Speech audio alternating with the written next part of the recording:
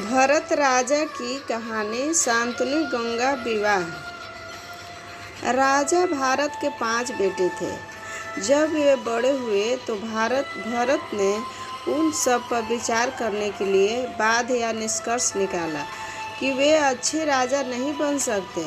पहली बार किसी राजा ने ऐसी समझदारी की बात की थी कि सिर्फ राजा का बेटा होना राजा बनने के लिए काफ़ी नहीं है। उन्होंने यह तय किया कि सिर्फ राजा के घर पैदा होने से कोई राजा बनने का योग नहीं हो जाता। उनकी इस बात को बहुत महत्वाधिक गया, क्योंकि पहली बार दुनिया में राजा का चुनाव जन्म के आधार पर नहीं, गुणों के आधार पर हो रहा था। यह भी एक वजह है कि उनके नाम पर इस देश का नाम रखा गया। भरत अपने मानसिक संतुलन, निष्पक्ष और सबको साथ लेकर चलने, सबको समाहित करने की भावना के लिए प्रसिद्ध थे। उन्होंने अपने बच्चों को ही राजा बनने के लिए योग्य नहीं समझा और एक योग्य राजा के तलाश में लग गए। उन्होंने बृहस्पति के नाजायज पुत्र विरध, जो बृहस्पति के भाई की पत्नी ममता से पैदा हुआ था, को अपना उत्तराधिकारी चुना। बृहस्पति ने ममता के साथ जबरन संबंध स्थापित किया था, जिसका मतलब है कि विरध बलात्कार का नतीजा था। इस युवक को भरत ने राजा के रूप में चुना। विरध एक महान राजा साबित हुआ। उसने अपने बहुत बुद्धिमानी के साथ राज किया। विरध के 14 पीढ़ी बाद शांतनु हुई। शांतनु पांडव और कौरव के परदादा थे। पिछले जन्म में उनका नाम महाभिषक था। यह पूर्ण सिद्ध होकर देवलोक चले गए थे।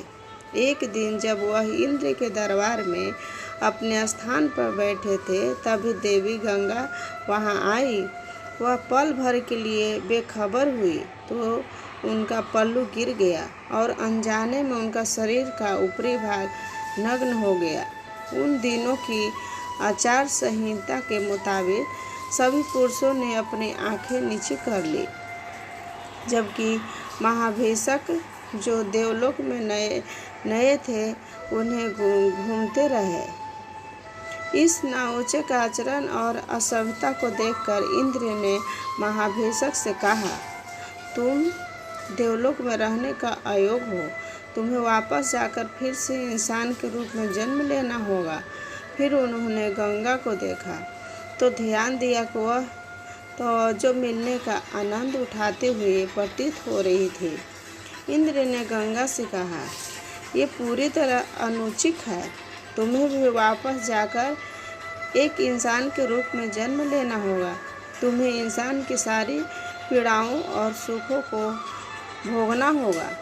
जब तुम अहंकार से मुक्त हो जाओगी, तब तुम्हें वापस आ सकती हो। महाभिषक का शांतनु के रूप में पूर्ण जन्म हुआ। किसी समय वह गंगा से मिले।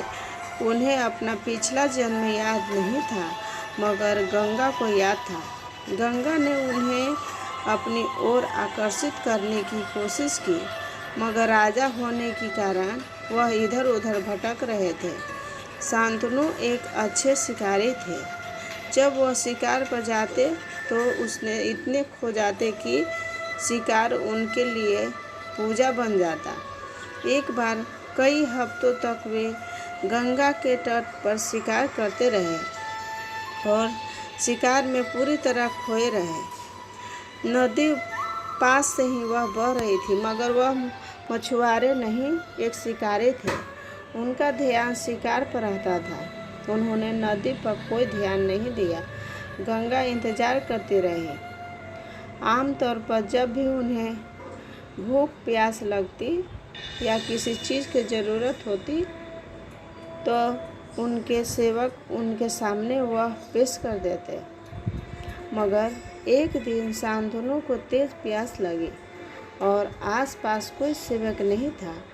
फिर उन्होंने नदी पर ध्यान दिया और गंगा को खोजने लगे। गंगा नदी से स्त्री रूप में प्रकट हुई। जैसे ही शांतनु ने गंगा को देखा, वह एक बार फिर प्रेम में पड़ गए। उन्होंने गंगा से विवाह करने की विनती की। गंगा तैयार हो गई, पर गंगा ने एक शर्त रखी, मैं आपसे शादी करूँगी, पर चाहे मैं कुछ भी करूँ, आप कभी मुझसे ये नहीं पूछेगी कि मैं वैसा क्यों कर रही हूँ। शांतनु गंगा के प्रेम में इतने पागल थे कि वह राजी हो गए। गंगा उनकी पत्नी बन गई। ये वीडियो आप लोग को कैसे लगा? Please like, subscribe, comment